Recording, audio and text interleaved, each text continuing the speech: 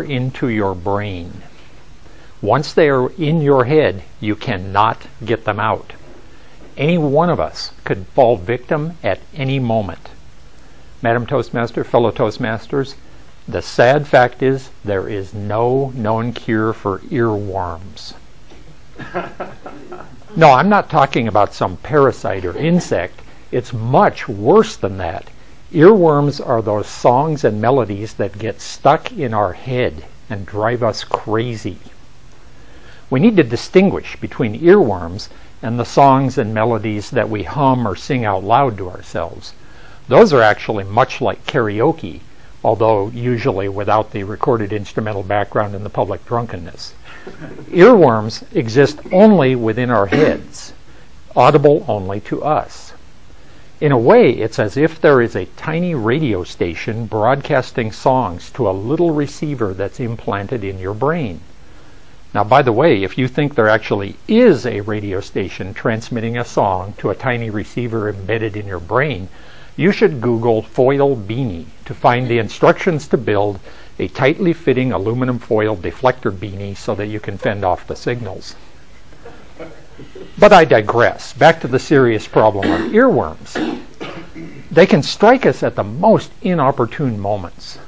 You're talking to your boss about your annual performance review, and suddenly the village people are singing YMCA, YMCA inside of your head.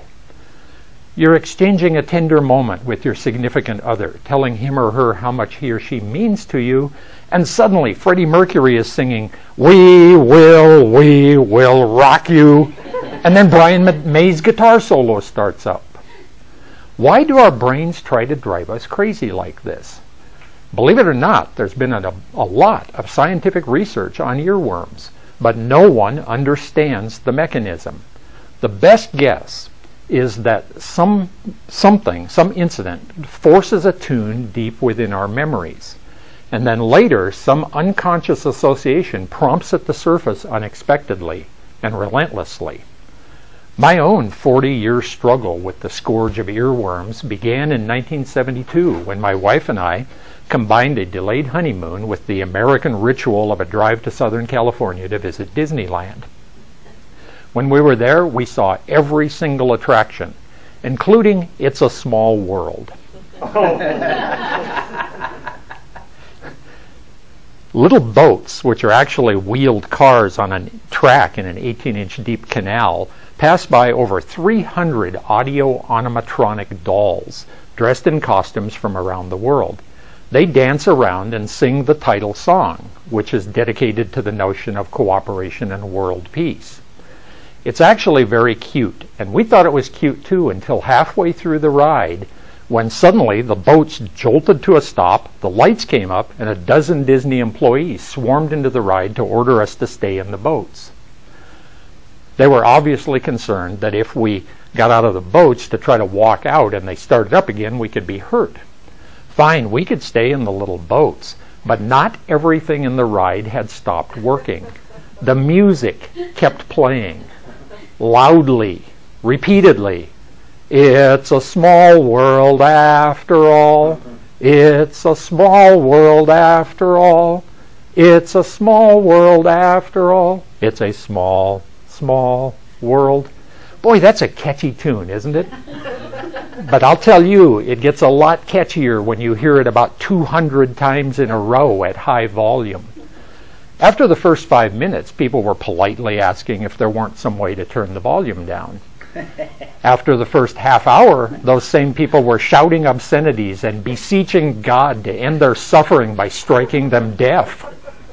Finally, after a horrible 45 minutes, the boat started up and we escaped into the outside world of silence. Well, relative silence. This was Disneyland after all.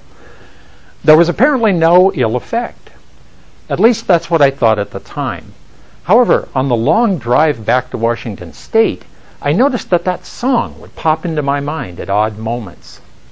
That's happened to me over the next few days, the next few weeks, the next few months, the next few years, the next few decades. I'm learning to live with it, but I recently discovered that although there is no known cure for earworms, there is a palliative, and that is that you can replace your earworm with a different earworm. So I've been thinking, what song would I find less loathsome than It's a Small, Small World? And I think I have it, but I need all of your help in order to drive it into my memory. All of you are going to supply the melody for Louie Louie while I do the vocals. Now, this is American classical music, so you already know how it goes. Okay, 1, 2, 3, 1, 2, 1, 2, 3, 1, 2, da da da, da da, da da da, da da. Excellent. Keep going, keep going. Da da da da da da. Louie Louie. Oh yeah, me gotta go now. Pianissimo, a little softer, pianissimo. This is classical music, okay? Now you got to start up again. Da da da da da. There. Okay, Louie Louie, me gotta go now. Da da. Louie Louie. Oh yeah, me gotta go now. Okay, good enough, good enough. I think it's actually worked. I can feel the earworm digging into the side of my head. If you're equally susceptible, I'm sorry about that, but I do appreciate your sacrifice on my behalf. And now, Madam Toastmaster, me gotta go now.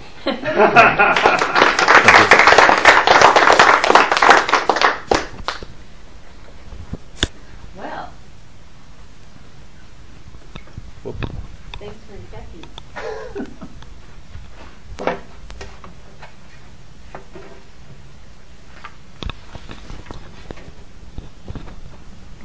Let's take 2 minutes for the evaluators to write.